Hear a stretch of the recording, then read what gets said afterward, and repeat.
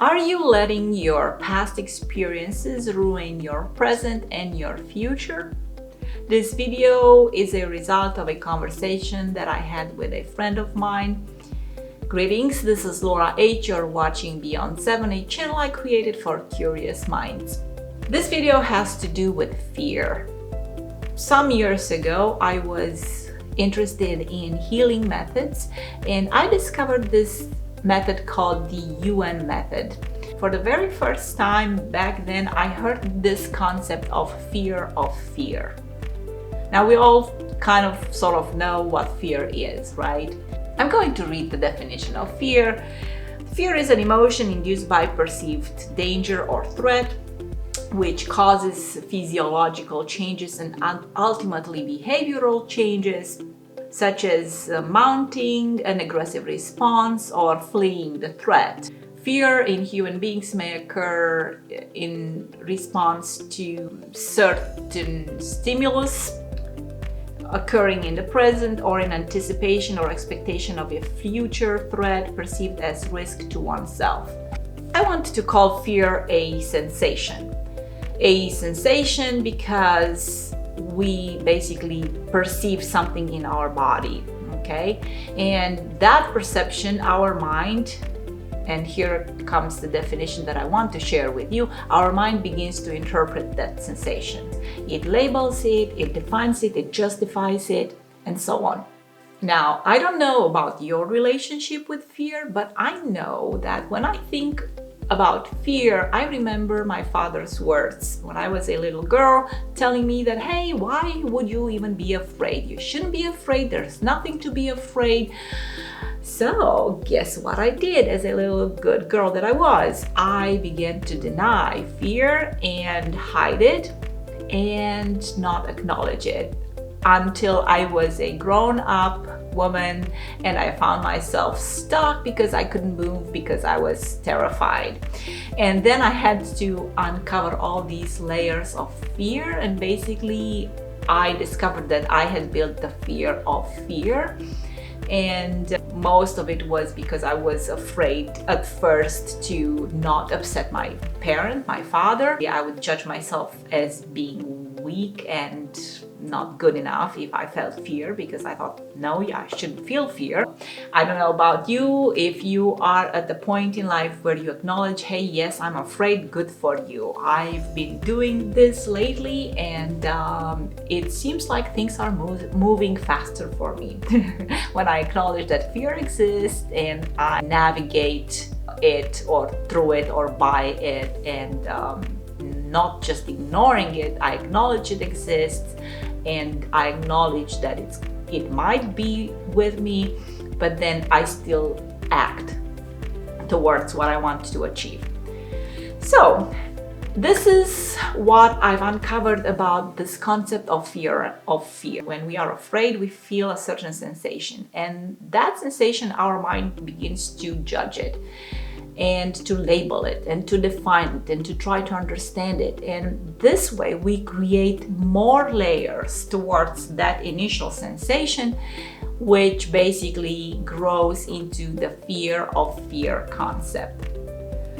One good way to identify if you're dealing with the fear of fear is, if you are able to do this, is to feel if life is dense. Like, for instance, if I have a situation, let's say I want to ride a horse. I've been wanting to do this and I felt, okay, I'm afraid. But I didn't quite dwell on it. I just didn't analyze it, didn't try to justify it. So one day when I had the opportunity, I was in front of a horse and I realized that, yes, this is the moment where I could see this fear and just, grab it by its head and just get rid of it. I acknowledged that it existed, moved beyond it, and I did ride the horse a few years ago, and I was super ecstatic because I was able to retire that fear. And I no longer can say that, yes, I'm afraid of horses, because I'm no longer afraid of horses, and I know that I can ride a horse again anytime I want. Now, so that was with just fear. But then when I see that I've developed the fear of fear, things are a bit more dense.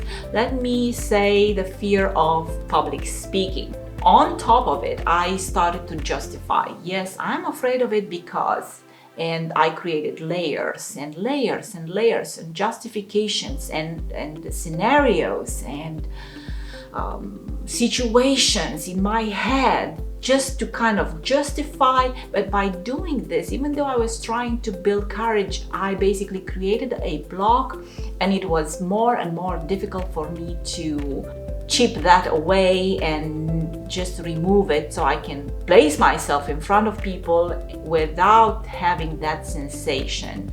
And when you deal with the fear of fear, I've noticed that, at least this is my case, I've noticed that I feel it in my body much more intense than when I deal with only fear.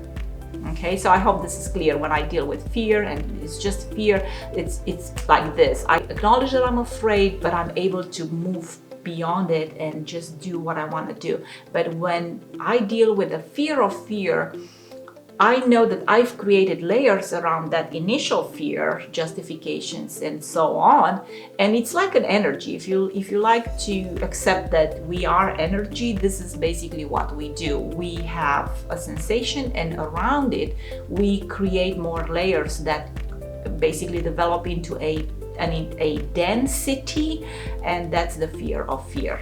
So first we experience the sensation of fear, or it's just a sensation. Then the mind kicks in and it tries to define it, to label it, to, in a way, associate it with a certain situation. And there you go. The mind remembers it, especially if it's intense, right? The mind also has this role of protection. And by creating this association of the sensation with the event or certain events and certain words and certain situations or certain people, basically the mind wants to protect us, and it does its best to remember that situation so that next time we come even closer to a similar situation, then it can trigger us and signal us that, hey, you gotta stay away.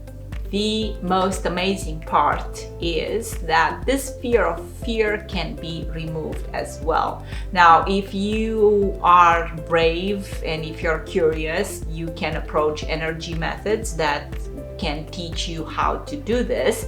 Or you can basically train your mind, retrain your mind to not believe everything it says. You've heard this before. Don't believe everything that your mind has to say.